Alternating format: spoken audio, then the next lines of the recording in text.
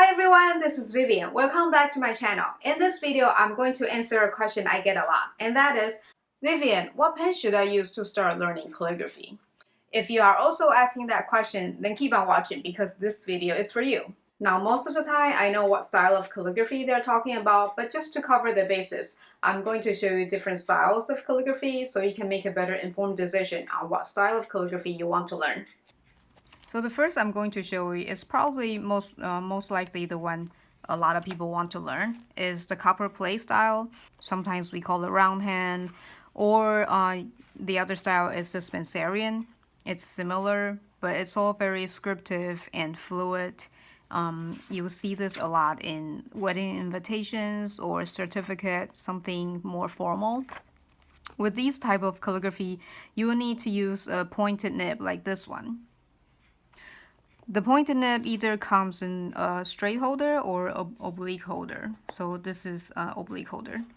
And we'll talk about how to use these pens later on. And the other style we see a lot is the italic hands. This is also very easy on the eyes. It's easy to read. This also goes very well with the Roman capital letters. So with this style, you will need to use a broad edge pen like these. You see how the nibs has a flat edge.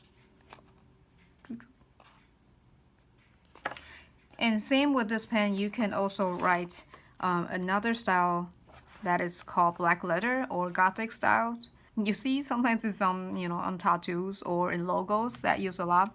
So this is the popular three styles of calligraphy.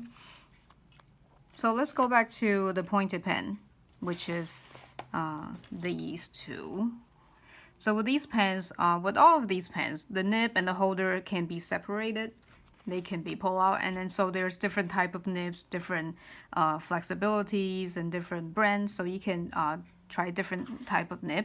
And with these nibs, then you will also need to buy an ink that you really just dip your pen in there and then write. So for beginner, this is a little tricky because this is not normal how we write, and dipping it, and also with a jar of ink, it can get messy. Like right now my hand is dirty because I've been testing out things the whole afternoon. And with these nibs, with either holder, there is a slit in the middle of the nib. So when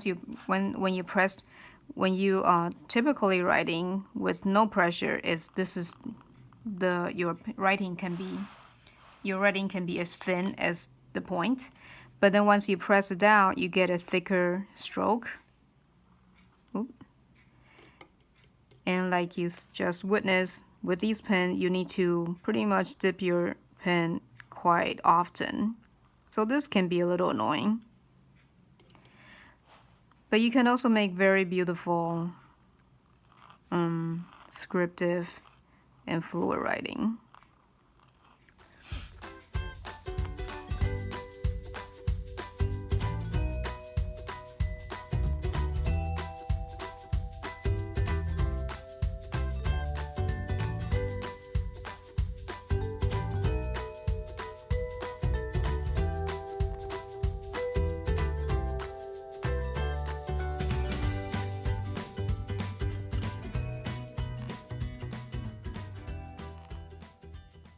So that's what you would, for traditional calligraphy, you would need this kind of pen.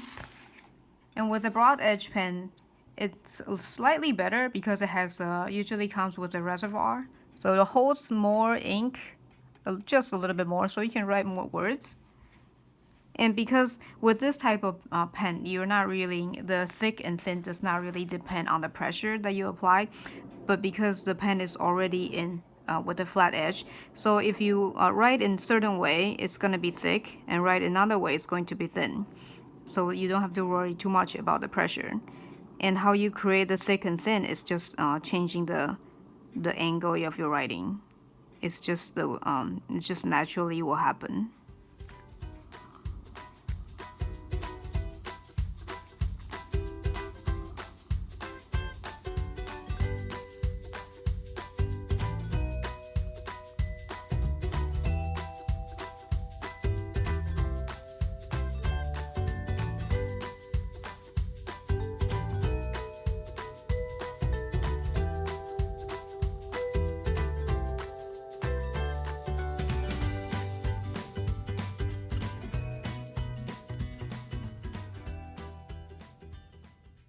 So these are the two types of pen you will be choosing from if you want to use the dip pen.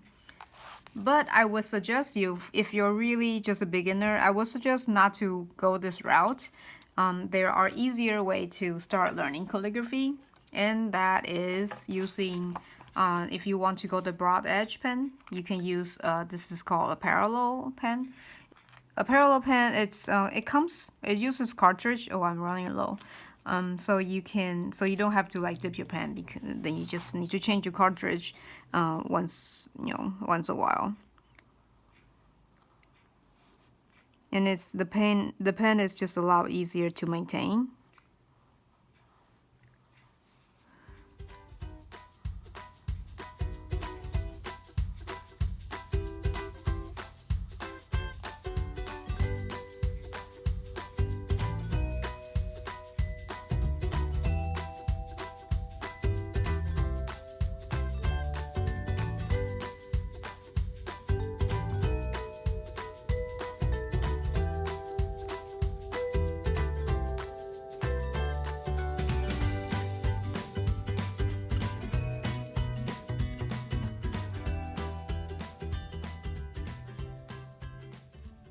And alternatively, for the pointed pen, you can also buy these brush pen. These are felted pens that is flexible.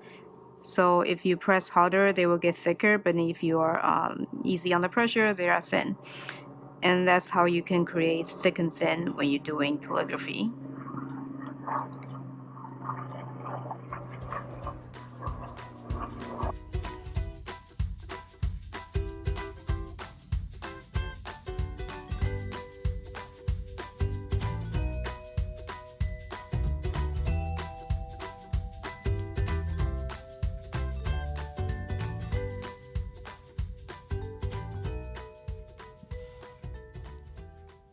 I hope you like this video and find it helpful. Let me know in the comment what pen are you using, what pen are you going to use, what style are you learning or are you going to learn.